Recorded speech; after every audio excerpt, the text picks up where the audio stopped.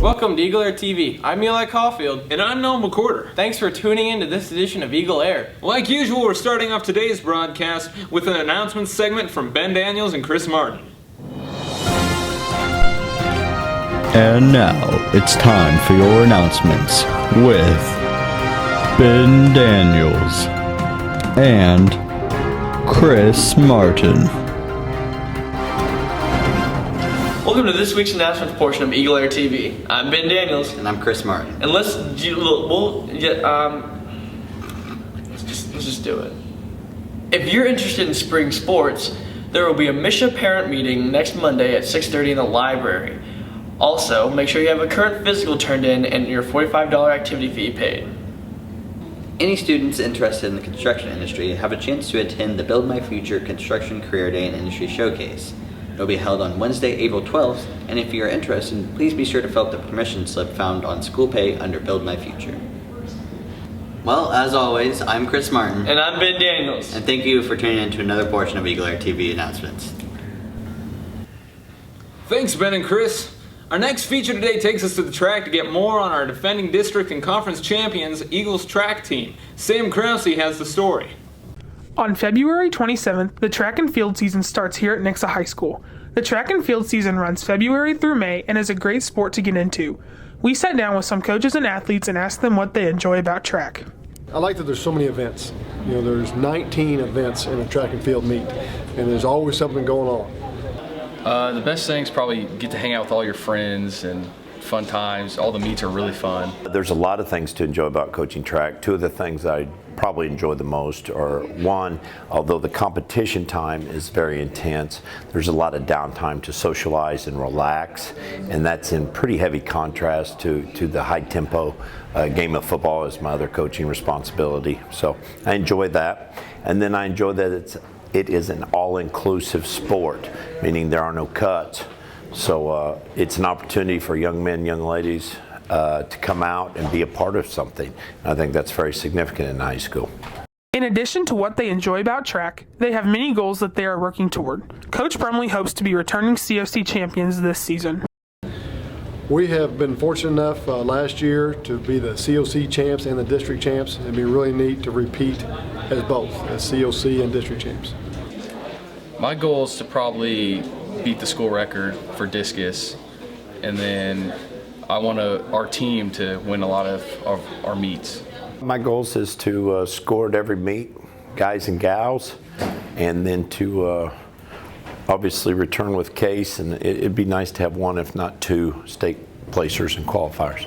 The coaches have high expectations for both new and returning athletes. We've got a really good group of returning seniors. I'm excited for them to get a chance to be the leaders of our program and show what they can do. And we got a whole bunch of new kids coming in and excited to see what they can do. Case Gillum returning our first thrower to achieve state placement, and he's come back for a big senior year and trying to improve on the shot, and he placed 7th in the disc.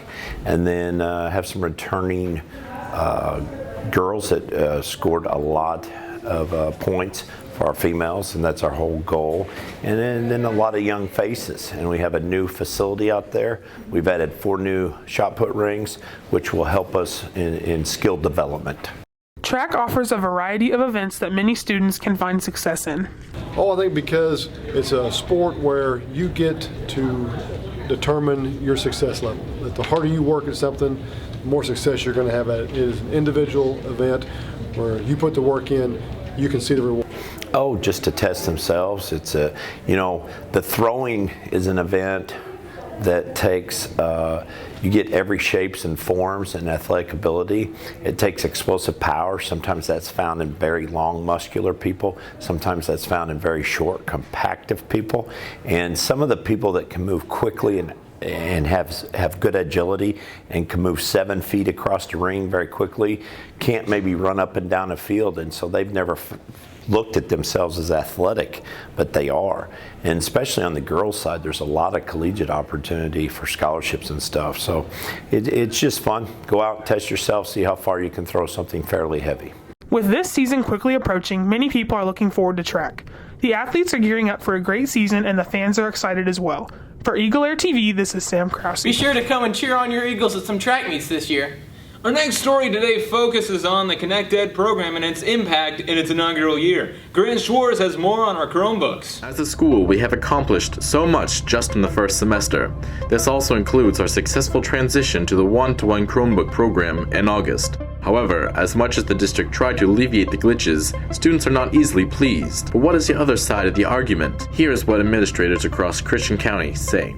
Decision for a school district is not placed on the school district. I mean, we have the ability to interpret, but federal law with the Child Internet Protection Act, which we call SIPA, pretty much states what can and can't be accessed by students. And we have funding models that require us to adhere to those SIPA regulations. It's the school's responsibility to keep inappropriate material out of the hands of children, which would be like considered obscene, extreme. That also comes along with parental responsibility. What are your kids doing on the internet? How long are they doing it? When are they doing it? But what if the students or teachers need a special site? If teachers want a site removed, actually when the site is blocked on our server, they can click a link that submits a request to have that site reviewed. It goes to our technology center, and then a group of people over there review the site for legitimacy. I use the 3 clicks of purity rule. So if a student says or a teacher says, I want to go to this site, and we'll look at it and we'll examine it, and if we can get to something that's inappropriate within 3 clicks, then we try to talk to the teacher and find out if there's an alternate source for that information. I mean, it is a frustration point when a teacher has this amazing lesson plan that is going to push boundaries and allow for innovative thinking and creativity, and students can't get to the site. But that's where I feel like we work as a team, and we really, try to make as much of that possible that is appropriate content for students to access. A lot of times you'll actually see a dip because we're trying so hard to implement the new thing. What was awesome about our teachers and our students is I walked around after about 3 weeks into the one-to-one initiative, and I thought you would think we'd been one-to-one for the last 4 years. I mean, it was just kicking on all cylinders. It was great to see. Although there may be a few glitches in our one-to-one program, the administrators across all districts work tirelessly to meet your needs, your parents' needs, and to meet U.S. law. Here's to the tomorrows in education. I'm Grant Schwartz, signing off. Our Chromebooks have been about as good as our award-winning theater department, where Lucas Pesto went to find out more about Drama Club. Today's feature takes a more dramatic turn as we were able to talk with one of the most famous clubs in the entire school, Drama Club. I joined Drama Club. I joined it my freshman year with my older sister. I was involved in theater and I took the class, and it was just a really good way to meet people and just to get involved.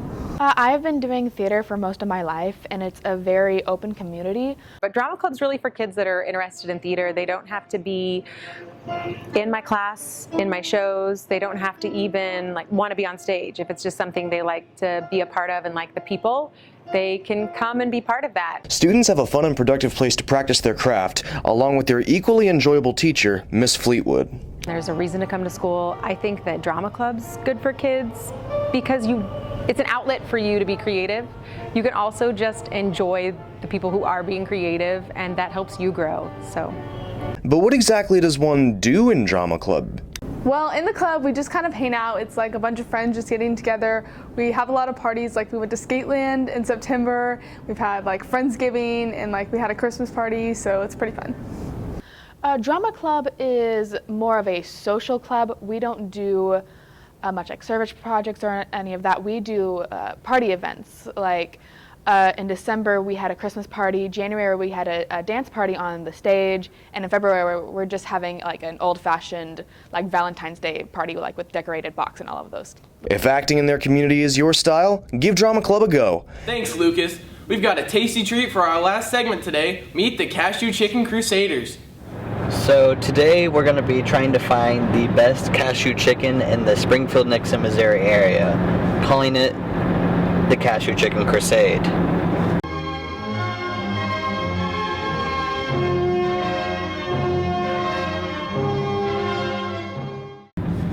We're going to be hitting on 5 different restaurants, including Leong's, Cashew In, Cashew Out, Shanghai Buffet, Five Spice, and China Star. This is our journey.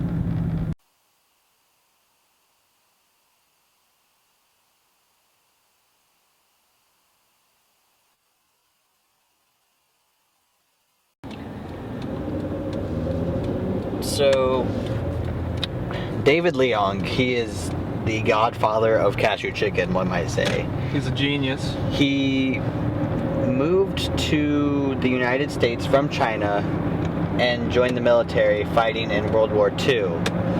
And once he was done serving the military, he moved to Florida, where he opened up a Chinese restaurant. And a neurosurgeon from the Springfield area visited his restaurant one day, and he liked it so much that he came so frequently, and he offered David Leong a position as head chef in his restaurant in Springfield, Missouri if he moved down there.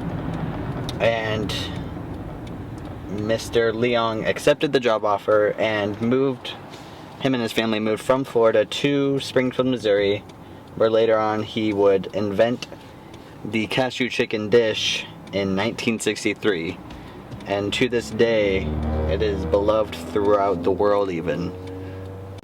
They also say that us 3 Crusaders, the Cashew Chicken Crusaders, have been single-handedly supporting the cashew chicken industry for the past decade.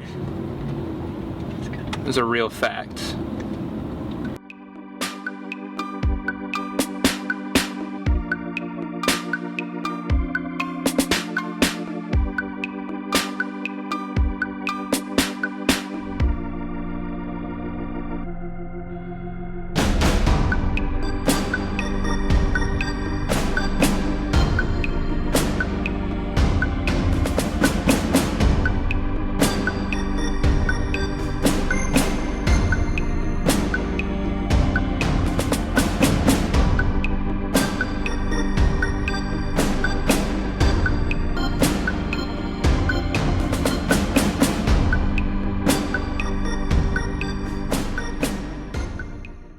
Right, Cashew In.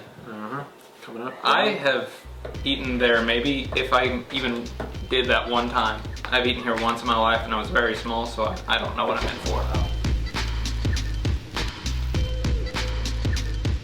If you're looking for like a very salty, strong soy sauce take on cashew chicken, then Cashew In is the way to go. Yeah. Trying the Shanghai Buffet chicken.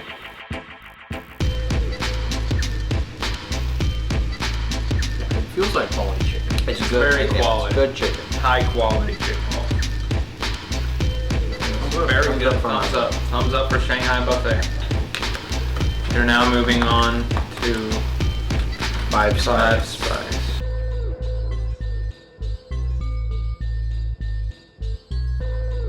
I like it. It's definitely got different. a different wang Yeah, to the it's sauce. definitely different.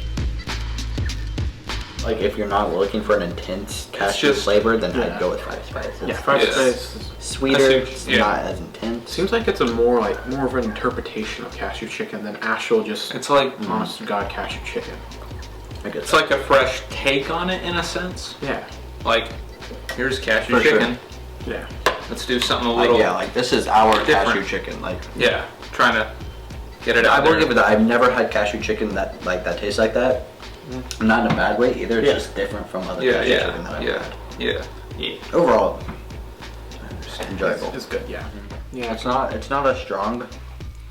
The sauce flavor is not as strong. Yeah. It's obviously there. It's a weak cashew game. I'm gonna give it a weak cashew game. Physically, like cashews, it's a reasonable amount. It's a good cashew It's got level. a lot of cashews, which is good. And it's kind of making up for the lack of the sauce, I think. Yeah.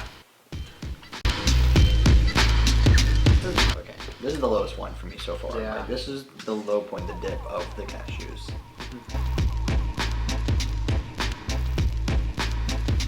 I would give it a good rating. I would definitely eat it. Yeah, I mean, it's good. Whenever handed to me.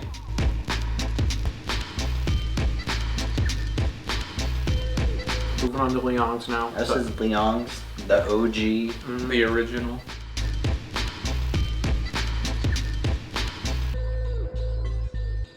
Okay, the first thing I noticed about this is it's gelled, kind of. But that could also be because it's the last one we got to. Yeah, sauce is kind of thick and ish. It tastes like cashew, like for sure. Yeah. Not like a strong cashew, but like a resonating cashew.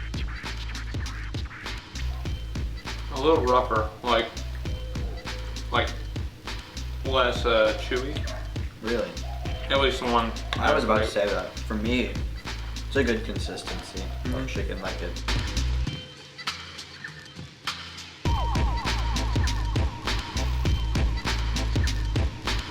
For me, it's gonna go probably Shanghai Leong's cashew in.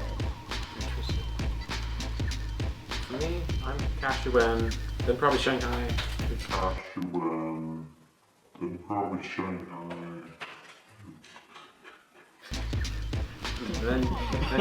Then Leong's. Then Leong's. I have to say Shanghai. Probably Leong's, maybe. And then I think I have to put the other three kind of combined. Because I honestly was pretty impressed with all of it. Really? I'm gonna flip it. I'm gonna go Shanghai, cashew, and Leong's. Just because with Leong's, it's like the experience of getting like the original. But I like the stronger taste of the cashew that I got. Yeah.